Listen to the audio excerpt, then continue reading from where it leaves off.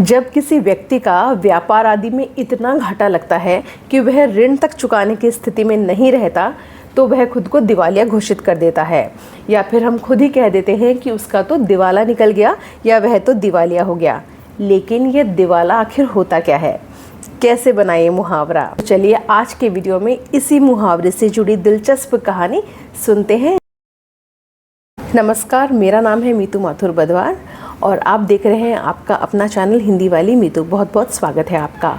आज की वीडियो में हम बात करेंगे दिवाला निकलना या दिवालिया होना। इस मुहावरे के पीछे की दिलचस्प कहानी क्या है, तो इसके लिए हमें समझना होगा दिवाला शब्द को। दिवाला शब्द कैसे बना है? दिवा, यह बना है दिवा से। दिवा का अर्थ होता है दिया या दीपक। जैसे दिवाली दियों का पर्व है, दिए जलाए जाते हैं तो उसका नाम है दिवाली। इसी तरह से दिवा का अर्थ क्या हो गया? दिया। अब दिवा के साथ में है बालना। दिवाला में दिवा बालना है। बालना का अर्थ होता है जलाना। तो पहले क्या होता था, जब किसी व्यापारी को इतना घाटा लगता था कि वह उधार भी नहीं चुका पाता था, तो क्या होता था, लेनदार तो उसकी दुकान पर बार बार आते थे अपना पैसा मांगने, हिसाब किताब करने, लेकिन उसे हर बार शर्मिंदगी होती थी क्योंकि पैसा तो चुकाने के लिए है नहीं और बार बार लोगों को जवाब देना पड़ता है, उनके सामने याचना करनी पड़ती है कि उसे मोहलत दे दे। तो वह क्या करता था, एक प्रतीक के रूप में एक 4 मुँह का दिया अपने दुकान के बाहर जला देता था। यह लेनदारों के लिए संकेत था कि अब मेरे पास कुछ नहीं बचा है, मैं नितांत अभाव की स्थिति में हूँ और आपका ऋण नहीं चुका पाऊंगा। तो इस दिया जलाने से बना है दिवाला। दिया बालना, दिया जलाना, तो इसी से बन गया दिवाला निकलना मुहावरा।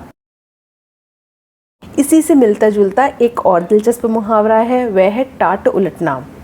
बल्कि प्रतियोगी परीक्षाओं में तो टाट उलटना बहुत बार पूछा जाता है और विकल्प में एक जगह दे दिया जाता है दिवाला निकलना, जो कि सही भी है। दिवाला निकलना और टाट उलटना दोनों एक ही बात है। तो पहले क्या होता था, जैसे मैंने आपको बताया, कोई व्यापारी जब ऋण नहीं चुका पाता था तो अपनी दुकान के बाहर 4 मुँह का दिया जला देता था।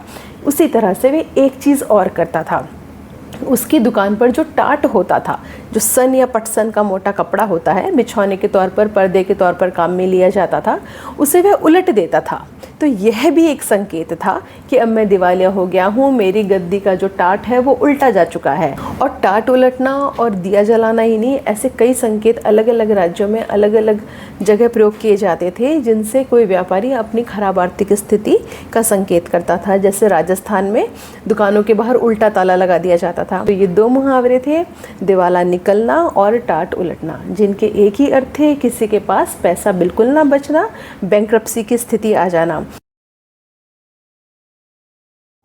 एक और शब्द है जो इसी से मिलता जुलता है, लगे हाथ, उसे भी समझ लेते हैं। एक शब्द जिसका हम बहुत प्रयोग करते हैं वह है टटपुंजिया।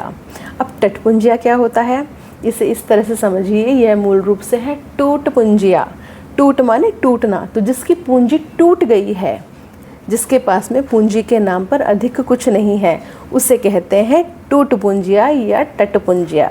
अर्थात बहुत अधना सा, वित्तीय तौर पर देखा जाए तो एक छोटा व्यक्ति जिसकी पूंजी टूट चुकी है, जिसके पास कुछ नहीं है, उसे कहते हैं टटपुंजिया। यह बात अलग है कि अर्थ विस्तार के चलते टटपुंजिया का अर्थ किसी भी लिहाज से बौने या छोटे व्यक्ति को हम कहने लगे। अच्छा, अब इस टाट से जुड़ा एक और शब्द है जिसका आमतौर पर हम प्रयोग नहीं करते। शब्द आम बहुत है, समझते सब हैं, लेकिन सभ्य समाज उसका प्रयोग नहीं करता। लेकिन गाँवों में अभी भी इसका बहुत प्रयोग किया जाता है और डॉक्टर भी बहुत प्रयोग करते हैं। वह है टट्टी। शौच जाने के लिए टट्टी शब्द का प्रयोग किया जाता है। अब यह शब्द कैसे बना, यह जानना बहुत दिलचस्प है, इसलिए मैं आपको बता रही हूँ। तो यह जो टाट होता था, यह होता क्या था, यह एक मोटा कपड़ा, सन का, पटसन का, चटाई, फूंस, सरकंडे आदि का बना एक पर्दा सा होता था, जो पर्दे का काम करता था या आड़ का काम करता था। तो पहले के समय में गांव में जबकि शौचालय नहीं होते थे या फिर शहरों में भी शौचालय नहीं होते थे, तो क्या करते थे, महिलाएं हैं, छोटे छोटे बच्चे हैं या फिर वृद्ध लोग हैं, रोगी लोग हैं, उन्हें जब शौच जाना होता था तो आंगन में उनके लिए एक व्यवस्था कर देते थे, जहाँ पर इस तरह का एक टाट का पर्दा लगा दिया जाता था आड़ के लिए, और उसी स्थान को शौचालय के रूप में प्रयोग किया जाता था। तो वहीं से टाट जाना, उस उसे टाट भी कहते थे और इसी पर्दे को टट्टी भी कहते थे। तो टट्टी जाने का अर्थ हो गया शौच के लिए जाना, जिसका अर्थ था उस तरह के पर्दे की आड़ में जाना। तो यह था आज का वीडियो। आपको वीडियो कैसा लगा कमेंट में बताइएगा। पसंद आया है तो लाइक कीजिए, शेयर कीजिए, चैनल सब्सक्राइब नहीं किया है तो कर लीजिए, और व्हाट्सएप लिंक आपको डिस्क्रिप्शन बॉक्स में मिलेगा, उसके माध्यम से आप हमारे इस चैनल के व्हाट्सएप ग्रुप से भी जुड़ सकते हैं। धन्यवाद।